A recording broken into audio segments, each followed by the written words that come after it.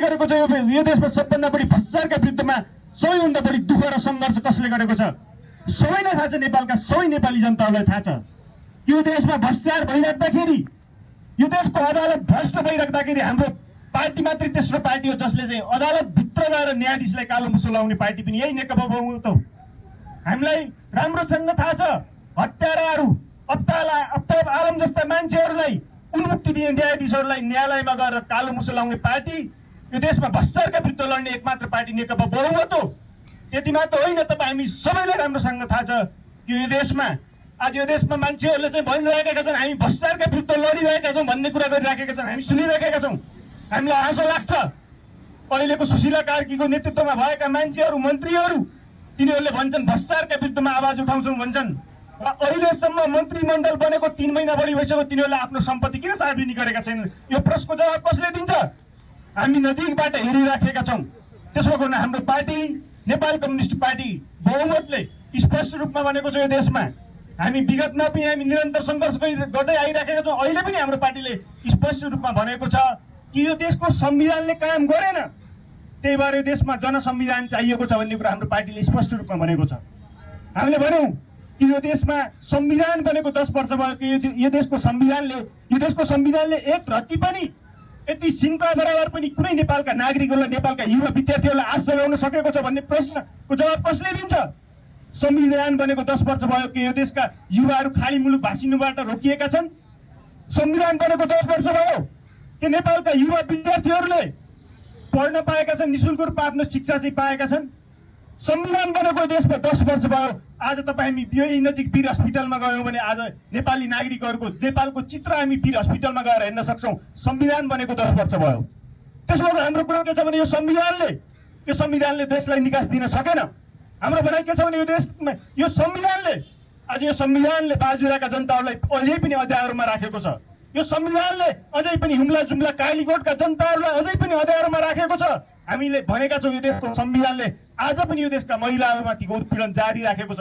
आज पनि यो देशको संविधानले भ्रष्टाचारीहरूलाई खुलेआम असनको साँडे चाहिँ घुम्ने छुट दिएको छ यो देशको संविधानले।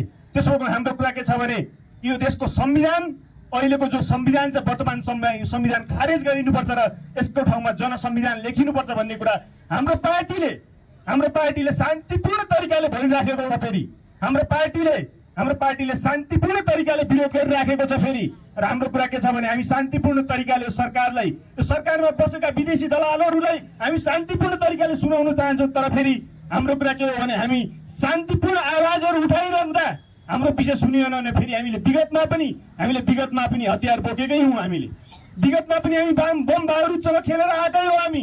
त्यसो हाम्रो कुरा के छ भने कि हामी शान्तिपूर्ण समाधान खोज्न चाहन्छौँ। हामी देश अस्थिरतातिर छ, देशमा तरलता छ, देशमा विदेशीहरूको चलखेल परेको छ, देशको राष्ट्रिय स्वाधीनता खतरामा परेको छ। त्यसो हाम्रो कुरा के छ भने हामी हरेक कुराको निकास शान्तिपूर्ण तरिकाले खोज्न चाहन्छौँ। तर शान्तिपूर्ण निकास खोज्दै शान्तिपूर्ण अधिकारको माग राख्दै यो देशको सरकारले सुनेन भने फेरि यो देशका लाखौँ विद्यार्थीहरू अखिल क्रान्तिकारीको नेतृत्वमा फेरि आवश्यक पर्यो भने जनमुक्ति सेना बन्न तयार छन् भन्ने कुरा हामीले विगतमा पनि उद्घोष गरेका छौँ। हामी जति बेला पनि हामी फेरि यो देशमा आवश्यक पर्यो भने यो देशका नेपाली जनताको अधिकारका लागि, यो देशका लाखौँ युवा विद्यार्थीहरूको अधिकारका लागि, यो देशका दलितहरू, यो देशका जनजातिहरूको अधिकारका लागि फेरि आवश्यक पर्यो भने हामी जुनसुकै मूल्य चुकाउन तयार छौँ। फेरि आवश्यक पर्यो भने हामी जस्तोसुकै लडाइँ लड्न तयार छौँ भन्ने विषय पनि हामीले हाम्रो आजको यो तपाईँको चाहिँ जनसंविधानका लागि जनसङ्घर्ष अभियान उद्घाटन समारोह मार्फत हामीले यसलाई चाहिँ उद्घोष गर्न चाहन्छौँ। त्यसो भएको हुनाले तपाईँ हामी सबैलाई थाहा छ आजको स्थिति, यो देशको स्थिति हामी सबै नजिकबाट हेरिराखेका छौँ। आज यो देशमा यो देशका युवाहरूले भर्खरै जेनजी आन्दोलन यहाँ गरे र जेनजी आन्दोलन गर्नेहरू कहाँ छन्? आज जेनजी आन्दोलनमा घाइते हुनेहरूको अवस्था के छ? आज र हामी हेर्छौँ मन्त्री हुने मान्छेहरू को छन्? आज मन्त्री को भइराखेका छन्? तिनीहरूलाई लाज लाग्दैन? के भएर मन्त्री हुन गइराखेका छन्? तिनीहरूले देशमा के योगदान गरे जसको कारणले तिनीहरूले उपहारमा मन्त्री पद पाइराखेका छन्? हामीलाई राम्रोसँग के थाहा छ भने तिनीहरूले विदेशीको गुलामी गरे, तिनीहरूले विदेशीको डलर ल्याएर चाहिँ नेपालमा चाहिँ विध्वंस मचाए, त्यही भएर त्यसको उपहार स्वरूप तिनीहरू आज मन्त्री पद पाइराखेका छन्।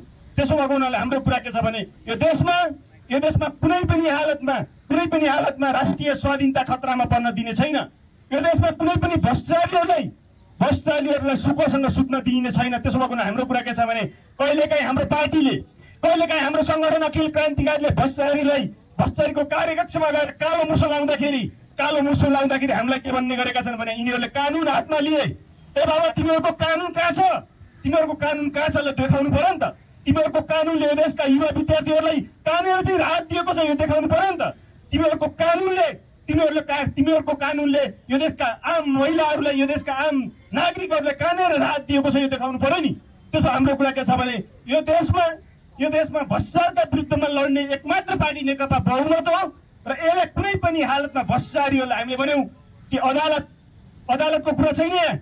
अदालतलाई हामीले देख्यौँ एउटा भ्रष्टाचारीले चाहिँ 10 अरब चाहिँ भ्रष्टाचार गर्छ अनि उसलाई 5 लाख धरोटीमा चाहिँ उन्मुक्ति दिन्छ। के यो अदालतलाई हामी मान्न सक्छौँ? अनि के हामी यो कानुनलाई मान्न सक्छौँ? अदालत भनेर, कानुन भनेर तिमीहरूको संविधान भनेर नेकपा बहुमतले मान्दैन, अखिल क्रान्तिकारीले मान्दैन। त्यसो भएको कुरा के छ भने भ्रष्टाचारका विरुद्धमा हाम्रो पार्टी नेकपा बहुमत र शिक्षा क्षेत्रमा हुने भ्रष्टाचारका विरुद्धमा अखिल क्रान्तिकारी कुनै पनि मूल्यमा भ्रष्टाचारीहरूलाई अस्ति संस्कृत विश्वविद्यालयको भ्रष्टाचारलाई कारबाही जसरी गरिएको छ त्यही प्रकारको कारबाही देशैभरि चलाउँछ। कुनै पनि हालतमा हाम्रो संगठन अखिल क्रान्तिकारी झुक्दैन। त्यसो भएको हुनाले यो हाम्रो शान्तिपूर्ण रूपमा आज देशव्यापी रूपमा चाहिँ जनसंविधानका लागि जनसङ्घर्ष अभियान हामीले अगाडि बढाएका छौँ। हाम्रो पार्टीले अगाडि बढाएको छ र यो अभियान एक चरण शान्तिपूर्ण तरिकाले जानेछ। आवश्यक पर्यो भने हरेक भ्रष्टाचारीहरूलाई त्यसै पर्यो भने घरबाट थुतेर सडकमा पनि पछार्ने छ हाम्रो अभियानले। यही विषयसहित म आफ्नो भनाइ यही टुङ्ग्याउँछु। हस्त, अभिवादन, लाल सलाम।